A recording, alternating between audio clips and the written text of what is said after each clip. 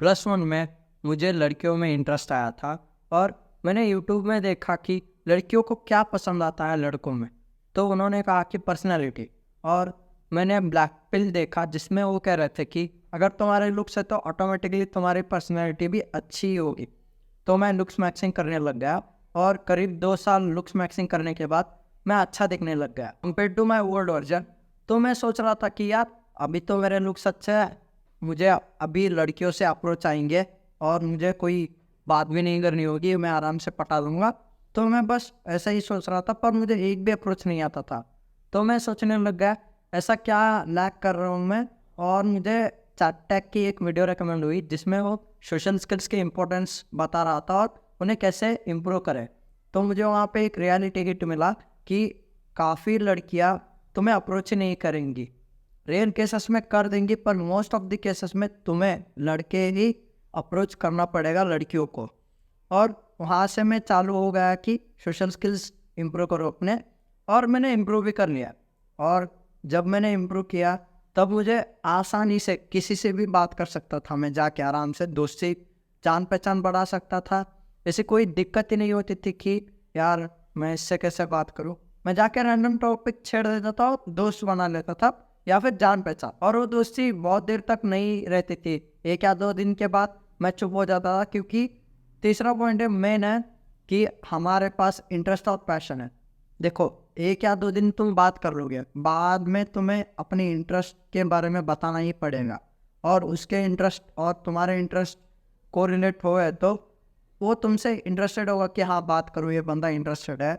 तो तुम्हें कुछ ना कुछ इंटरेस्ट या फिर पैशनेट होना पड़ेगा कुछ चीज़ों को लेकर। अगर तुम जिम के बारे में इंटरेस्टेड हो तो तुम एक और बंदा जो जिम के बारे में इंटरेस्टेड है उससे जाके आराम से बात कर सकते हो, चाहे तुम घंटों घंटों तक बात कर लो, आराम से कर सकते हो। पर वहीं पे कोई बंदा है जो रील्स बनाता है इंस्टा पे, तो उससे आप बात नहीं कर पाओगे क्योंकि आप बस जिम के बारे में जानते हो।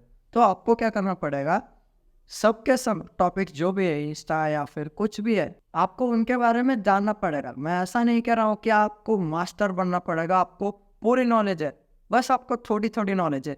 जैसे कि कहीं पे बात होने लग गई उस टॉपिक के बारे में, तो आप ऐसे ना बैठो कि मुझे पता ही नहीं है यार क्या बात कर रहे हैं, ये सब चुतिया पे।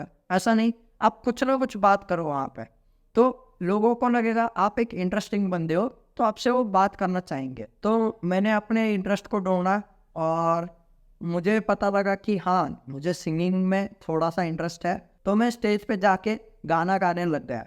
तो तब से मुझे इतना अटेंशन वैलिडेशन मिलता है कि क्या ही बताओ यार। तब मुझे लगने लगा हाँ मैं एक विनर की लाइफ जी रहा हूँ, ना कि एक लूजर की।